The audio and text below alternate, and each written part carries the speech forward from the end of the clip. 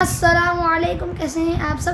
امید کرتا ہوں ٹھیک ہوئیں گے۔ تو آج ہم پڑھنے والے ہیں نماز جو ہم نے رسالہ ڈالے ہیں، بنی اسرائیل کی تباہی کے اسباب۔ تو چلیے اسٹارٹ کرتے ہیں۔ اور اب ہمارے چینل پر نہ ہو تو میرے چینل پر بیل آئیکن کو بٹن دبا دو تاکہ ہمارا نئے نئے ویڈیوز اب تک پہنچ سکے۔ چلیے اسٹارٹ کرتے ہیں۔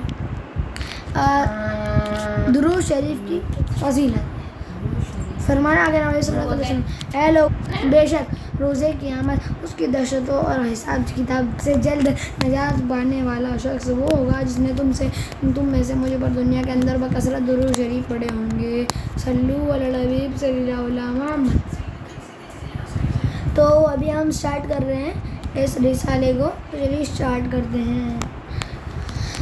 گھر میں دینی ماحول کیسے بنا؟ پیارے پیارے اسلام بھائی، صرف نوجوان ہی کی نیکی کی دعوت دینے کا رجحان کیوں؟ گھر کے سرکردہ افراد پر توجہ کی زیادہ ضرورت ہے۔ اگر وہ ترکیب میں آ گئے تو گھر کے اندر تیزی سے دینی ماحول بن سکتا ہے اور خاندان بھر میں نمازی اور سنتوں کی بہاریں آ سکتی ہیں۔ اس بات کی تصدیق اس مدنی بہار سے ہو سکتی ہے، جیسا کہ ایک اسلامی بہن کے بیان کا خلاصہ ہے کہ معاشرے کے بہت سے گھروں کی طرح ان کے گھر میں بھی ٹی وی پر فلمیں، ڈرامے اور خوب گناہوں بھرے پروگرام میں دیکھے جاتے تھے۔ ایسی منحوس صورتحال میں گھر میں سنتوں بھرے دینی ماحول کیوں کر قائم ہو سکتا ہے؟ سب سے پہلے خوش قسمتی ان کے بڑے بھائی جان کی دعوت اسلامی کے دینی ماحول سے وابستہ ہوئے۔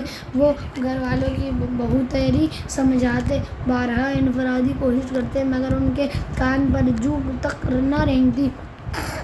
گھر میں ٹی وی کی موجودگی پر بھی بھائی جان تشویش کا شکار رہے تھے، کیونکہ گھر کے اندر سنتوں بھرے ماحول کی راہ میں یہ بہت بڑی رکاوٹ تھا۔ وہ اسے نکالنا چاہتے تھے مگر کچھ کر نہ پاتے، کیونکہ گھر میں صرف والد صاحب کی چلتی تھی۔ ایک دن ہم گھر والے رات کو ٹی وی پر ڈرامہ دیکھ رہے تھے، ابھی فارغ ہی ہوئے تھے کہ بھائی جان آئے۔ انہوں نے ٹیپ ریکارڈر کا مکتبۃ المدینہ کی جاری کردہ سنتوں بھرے بیان کی ایک کیسٹ لگا دی۔ انداز بیان بہت دلچسپ تھا، لہٰذا سب اسے بڑی توجہ سے سننے لگے۔ اس بیان میں مبلغ نے جب ٹی وی کی تباہ کاریاں بیان کی تو سب آخرت خراب ہونے کے ڈر سے گھبرا گئے، بالخصوص ابو جان تو خوف کے مارے کانپنے لگے۔ جب بیان ختم ہوا تو ابو جان نے بلند آواز میں اپنا فیصلہ سنایا، اب اس گھر میں ٹی وی نہیں چلے گا۔ سارے گھر والے اسی وقت چھت پر گئے اور ٹی وی اینٹینا اکھاڑ پھینکا اور گھر سے ٹی وی نکال دیا گیا۔ کچھ دنوں بعد ان کے چھوٹے بھائی نے ابو سے ٹی وی دوبارہ لانے کا مطالبہ کیا تو ابو جان نے پرجوش لہجے میں فرمایا، اب اس گھر میں ٹی وی رہے گا یا میں؟ یہ سن کر بھائی کو چوٹ لگ گئی۔ دعوت اسلامی کی برکت سے الحمدللہ ہمارا گھر فلموں، ڈراموں اور گانے بازوں کی نوزتوں سے پاک ہو گیا اور سارا ہی گھرانہ دعوت اسلامی کے مہنگے دینی ماحول سے وابستہ ہو گیا۔ تیرا شکر مولا، دیا دینی ماحول نہ چھوٹے کبھی بھی خدا، دینی ماحول سلامت رہے یا خدا، دینی ماحول بچے بد نظر سے سدا، دینی ماحول۔ صلو علی النبی صلی اللہ علیہ وسلم۔ دعوت اسلامی کا چینل۔ پیارے پیارے اسلامی بھائیو، یہ مدنی بہار غالباً ان دنوں کی ہے جب عالم اسلام کا 100% شرعی چینل یعنی دعوت اسلامی کا چینل جاری نہیں ہوا تھا۔ ٹی وی کی غیر اسلامی نشریات جیسا کہ فلمیں، ڈراموں، گانے بازوں، عورتوں کی نمائشوں، موسیقیوں کی دھنوں، عورت اور موسیقی سے اولاد خبروں نیز غیر اخلاقی پروگراموں میں نہ میں پہلے راضی تھا نہ اب راضی ہوں۔ ہر باشعور مسلمان یہ جانتا ہے کہ ہمارے معاشرے کی تباہی میں ٹی وی کا بہت اہم کردار ہے۔ مبلغین دعوت اسلامی نے ٹی وی کی تباہ کاریوں کے خلاف اچھی خاصی مہم چلائی۔ ان کاوشوں میں کچھ نہ کچھ کامیابی بھی ملی، جس کا ایک ثبوت مذکورہ مدنی بہار میں ہے۔ مگر فی زمانہ ہزار میں سے زائد تقریباً 999 مسلمان ٹی وی کے رسیوں ہو چکے ہیں اور غالباً اکثریت دنیا و آخرت کی بھلائی برائی کی پرواہ کیے بغیر ٹی وی کی غیر شرعی و غیر اخلاقی نشریات دیکھنے میں مشغول ہے۔ ٹی وی بینی میں اس کی جنون کی حد تک دلچسپی کی وجہ سے شیطان کی ان کے کردار کے ساتھ اسلامی اقدار پر بھی یلغار ہے۔ ابلیس کی تحریک پر اسلام ہی کا لبادہ اوڑھ کر بعض لوگ اسلام کو ماڈرن انداز میں پیش کرنے کی جو مذموم سعی کر رہے ہیں۔ اسلامی اسلام کی حقیقی روح مسلمانوں کے دلوں سے نکالی جا رہی ہے۔ اب اگر ہم مساجد وغیرہ میں ٹی وی کی تباہ کاریاں بیان کرتے بھی ہیں تو سننے والوں کی تعداد کتنی؟ کیونکہ بمشکل 5% مسلمان نماز پڑھتے ہوں گے، ان میں بھی اکا دکا ہی مذہبی بیان سننے میں دلچسپی لیتا ہے۔ اسلامی بہنوں کو مسجد کا بیان کون سنائے؟ اگر لٹریچر چھاپتے ہیں تو دینی مطالعہ کرنے والوں کی تعداد مایوسی کی حد تک کم ہے۔ ان نامساعد حالات میں اس بات کا شدت سے احساس ہوا کہ مسلمانوں کی اس اصلاح کا دائرۂ کار اگر صرف مساجد اور اجتماعات وغیرہ کی حد تک رہتے ہیں تو امت کی غالب اکثریت تک ہمارا درد بھرا دینی پیغام پہنچ نہیں پاتا، اور طاغوتی طاقتیں یا طرفہ طور پر اپنے مختلف چینلز کے ذریعے مسلمانوں کو گمراہ کرتی رہیں گی۔ اغلب گمان یہی ہے کہ مسلمانوں کے گھروں سے اب ٹی وی نکلوانا مشکل ہی نہیں، قریب ناممکن ہے۔ بس ایک ہی صورت نظر آئی، اور وہ یہ ہے کہ جس طرح دریا میں سیلاب آتا ہے تو اس کا رخ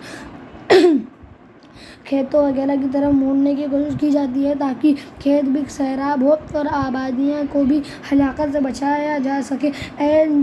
اسی طرح ٹی وی کے ذریعے آنے والے طوفانِ بدتمیزی کے سیلاب کی روک تھام کی کوشش کے لیے ٹی وی ہی کے ذریعے مسلمانوں کے گھروں میں داخل ہوا جائے اور ان کو غفلت کی نیند سے بیدار کیا جائے اور گناہوں اور گمراہیوں کے سیلاب سے انہیں خبردار کیا جائے۔ چنانچہ جب معلوم ہوا کہ اپنا ٹی وی چینل دیکھنے کھول کر فلموں، ڈراموں، گانوں بازوں، موسیقیوں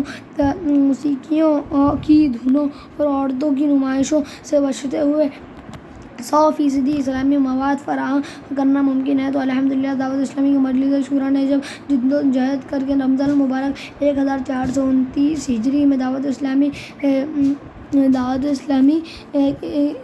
اسلامی کے چینل کے ذریعے نیکیوں اور گھر گھر سنتوں کا دینی پیغام پیش کرنا شروع کر دیا، اور دیکھتے ہی دیکھتے بے شمار گھروں میں ٹی وی پر دعوت اسلامی کا چینل دیکھا جانے لگا، اور انٹرنیٹ کے ذریعے دعوت تحریر اکثر گھروں میں دعوت اسلامی کا چینل داخل ہو چکا ہے، اور یوں دعوت اسلامی کا دینی پیغام پہنچ گیا ہے۔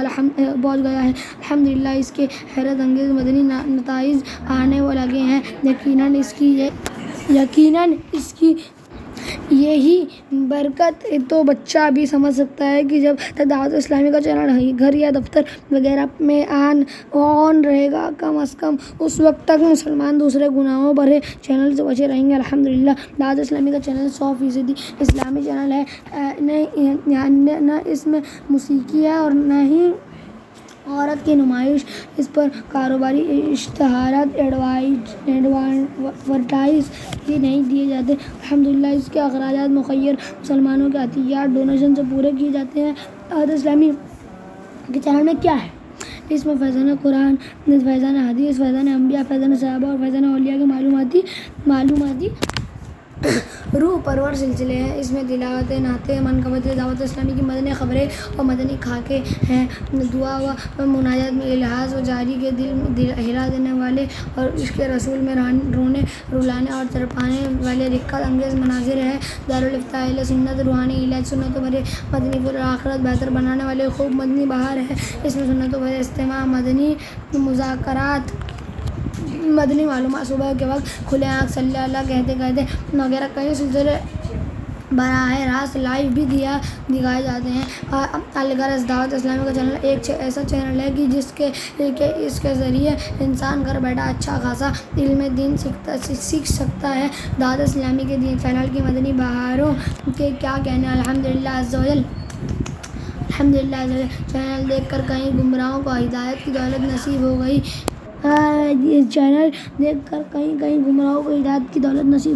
ہو گئے نیز نہ جانے کتنے ہی بے نمازی بن گئے۔ متعدد افراد سے نئے گناہوں سے توبہ کر کے سنتوں بھری زندگی کا آغاز کر دیا۔ ایک بندی بار ملاحظہ ہو، جب مجھے دعوت اسلامی کا چینل دیکھنے کی سعادت ملی، ایک اسلامی بھائی کے بیان کا لب لباب ہے کہ دعوت اسلامی کے سنتوں بھرے دینی ماحول سے وابستہ ہونے کے پہلے وہ ایک آوارہ جھگڑالو نوجوان تھا۔ اخلاق اتنے گرے ہوئے تھے کہ بد نگاہی کرتے ہوئے کوئی شرم محسوس نہ ہوتی، کسی کو سلام کرنا گوارا کرتے نہ کرتے، نہ کسی کا احترام کرنا، الغرض راہ سنت سے دور، بہت دور، گناہوں کی کیچڑ میں لت پت پڑے تھے۔ آخر کار رحمتوں بھری ہوا نے میرے آنگن کا بھی رخ کر ہی لیا۔ ہوا یوں کہ خوش قسمتی سے ایک مرتبہ انہیں دعوت اسلامی کے چینل دیکھنے کی سعادت مل گئی۔ خدا کی شان کی مجھ گناہوں سے لتڑے ہوئے گندے انسان کو یہ اتنا پسند آیا کہ میں روزانہ اس کے مختلف مدنی سلسلے دیکھنے لگا۔ دعوت اسلامی کا چینل دیکھنے کی سب سے پہلی برکت یہ ظاہر ہوئی کہ الحمدللہ وہ نماز پڑھنے کے لیے مسجد جانے لگا۔ وہاں ایک دن میری ملاقات ایک عاشق رسول، سنتوں کے پیکر، مبلغ دعوت اسلامی سے ہوئی۔ ان سے مل کر ان کے دل کو بہت سکون ملا۔ وہ اسلام بھائی ایک دن ان کی دکان پر تشریف لائے اور انہوں نے کہا نیکی کی دعوت پیش کی۔ اس نیکی کی دعوت کے طفیل انہوں نے زندگی میں پہلی بار دعوت اسلامی کے ہفتہ اور سنتوں بھرے اجتماع میں شرکت کی۔ وہاں پر ہونے والی تلاوت، نعت شریف، سنتوں بھرا بیان، ذکر اللہ کی صدائیں سن کر انہیں انتہائی لطف آیا۔ اجتماع کے آخر میں ہونے والی رکعت انگیز دعا تو انہیں اتنی بھلی لگی کہ وہ دعوت اسلامی کو دل دے بیٹھے۔ اب ان کی حالت ایسی ہو گئی کہ جہاں کہیں امامے اور سفید لباس میں ملبوس عاشقان رسول نظر آتے ہیں، ان کی آنکھیں ٹھنڈی ہو جاتی ہیں۔ پھر دینی ماحول کی برکت سے الحمدللہ انہوں نے اپنے چہرے پر سرگرم اور مدینہ صلی اللہ علیہ وسلم کی محبت کی نشانی داڑھی شریف بھی سجا لی۔ اللہ پاک کی رحمت سے رمضان المبارک 1430 ہجری میں دعوت اسلامی کے تحت ہونے والے پورے ماہ رمضان کے اجتماع اعتکاف میں بیٹھنے کی سعادت پائی۔ اپنے 2 بھتیجے کو مدرسۃ المدینہ میں حفظ قرآن کے لیے داخل کروایا ہے۔ انہوں نے اپنی دکان پر فیضان مدینہ کا درس بھی شروع کر دیا۔ اے اللہ پاک، دعوت اسلامی کی کو دن 11ویں اور رات 12ویں ترقی عطا فرمائے۔ جس نے ایسا پیارا چینل کھولا کہ مجھے جیسے گناہوں سے پلندے کی اصلاح کا سامان ہوا۔ میرے چھوٹے چھوٹے بچوں کو دعوت اسلامی کا چینل دیکھنے کی برکت سے شاید اتنی معلومات ہے جو انہیں اب اس عمر میں آ کر ملی ہے۔ واہ کیا بات ہے دعوت اسلامی کی چینل کی۔ صلی اللہ علیہ محمد۔ بنی اسرائیل کی تباہی کے اسباب۔ بنی اسرائیل کی تباہی کے اسباب۔ عبداللہ ابن مسعود رضی اللہ عنہ سے مروی ہے کہ نبیوں کے نبی سردار صلی اللہ علیہ وسلم عائشہ سے عبرت بنیاد ہے۔ بنی اسرائیل میں جو سب سے پہلا دن میں نقصان آیا وہ یہ تھا کہ ایک شخص دوسرے سے ملتا کسی گناہ کو دیکھ کر اسے کہتا اللہ پاک کا ڈر اور ایسے نہ کر کیونکہ یہ تیرے لیے حلال نہیں۔ اگلے دن اسے گناہ کرتا کر دیکھنے کے باوجود وہ اس کے ساتھ اپنے تعلقات، کھانے پینے اور نشست و برخاست کی وجہ سے منع نہ کرتا۔ جب عام طور پر انہوں نے ایسا کیا تو اللہ تعالیٰ نے ان کے دل میں ایک صورت دوسرے کے ساتھ خلط کر دیے، یعنی نافرمانوں کی نحوست سے فرما برداروں کے دل میں بھی ویسے ہی ہو گئے۔ پھر حضور سرور کائنات صلی اللہ علیہ وسلم نے تائید میں قرآن کریم کی یہ آیت پڑھی لعن الذین کفروا من بنی اسرائیل علی لسان داؤد وعیسی ابن مریم ذلک بما عصوا وکانوا یعتدون كانوا لا يتناهون عن منكر فعلوا لبئس ما كانوا يفعلون۔ ترجمہ کنز لعنت کیے گئے وہ ذکروں جنہوں نے کفر کیا بنی اسرائیل میں داؤد اور عیسیٰ بن مریم کی زبان پر، یہ بدلہ ان کی نافرمانی اور سرکشی کا۔ جو بری بات کرتے آپس میں ایک دوسرے کو نہ روکتے، ضرور بہت ہی برے کام کرتے۔ پھر سرکار مصطفیٰ صلی اللہ علیہ وسلم نے ارشاد فرمایا اللہ پاک کی قسم تم ضرور نیکی کا حکم دیتے رہو اور گناہوں سے منع کرتے رہو اور ظالم کو ظلم سے روکتے رہو اور اس کے حق بات کی طرف کھینچ کر لاتے رہو، ورنہ اللہ پاک تمہارے دل بھی خلط یعنی فرمانوں کی نحوست سے انہیں ایسے کر دے گا اور تم پر بھی لعنت فرمائے گا جیسے ان پر لعنت فرمائی۔ بیان کردہ حدیث پاک کے تحت میرات المناجی میں سرکار دو عالم صلی اللہ علیہ وسلم نے اپنی امت کے ارباب اختیار اور علماء کو متنبہ یعنی خبردار کیا کہ تمہیں اس طریقہ کار سے بچنا ہوگا اور برائی کا ارتکاب کرنے والوں کا ہاتھ روکنا ہوگا۔ منافقت و مداہنت، برائی مٹانے پر قدرت کے باوجود بے حمیتی، لالچ یا جانبداری کی وجہ سے خاموش رہنے سے کام لینے کے بجائے غیرت ایمانی کا مظاہرہ کرنا اور امر بالمعروف و نہی عن المنکر سے متعلق اپنی ذمہ داری کو پورا کرنا ہوگا، ظالم کا ہاتھ روک کر اسے رائے حق پر لانا ہوگا، ورنہ تم بھی بنی اسرائیل کی طرح لعنت کے مستحق ہو جاؤ گے۔ یا خدا نیکی سے الفت، نیکیوں سے پیار دے، جو کرے بدیوں سے نفرت، وہ دل کے غفار دے۔ صلو علی النبی صلی اللہ علیہ وسلم۔ دین کے دو حصے ظاہر کر دیے۔ مسلمانوں کے دوسرے خلیفہ حضرت عمر فاروق رضی اللہ تعالیٰ عنہ کی خدمت بابرکت میں ایک شخص حاضر ہوا اور عرض کی، میں 2 کے سوا بھلائی کے تمام کام کرتا ہوں۔ فرمایا، وہ 2 کام کون سے ہیں؟ عرض کی، 1 میں کسی کو نیکی کا حکم نہیں دیتا اور 2 کسی کو برائی سے نہیں روکتا۔ ارشاد فرمایا، تو نے دین کے 2 حصے ظاہر کیے، اب اللہ پاک چاہے تو میری مغفرت فرما دے یا مجھے عذاب میں مبتلا کر دے یا تجھے عذاب میں مبتلا کر دے۔ اللہ میں دیتا ہی رہوں، نیکی کی دعوت ایسا مجھے جذبہ دے، پیشہ رسالت۔ صلو علی النبی صلی اللہ علیہ محمد۔ بیچارہ مسلمان۔ پیارے پیارے اسلامی بھائیوں، معلوم ہوا کہ نیکی کی دعوت سے باز رہنے والا اور دوسرے برائی سے منع کرنے والا بہت زیادہ نقصان میں ہے۔ آج مسلمانان عالم کی اکثریت کی جو حالت ہے وہ کسی سے مخفی یعنی ڈھکی چھپی نہیں، ہر طرف بے عملی کا دورہ ہے۔ عموماً کوئی کسی کو خطاؤں پر ٹوکنے کے لیے تیار نہیں۔ مسلمان عملی طور پر تنزل کے عمیق یعنی گہرے گڑھے میں تیزی سے گرتا چلا جا رہا ہے۔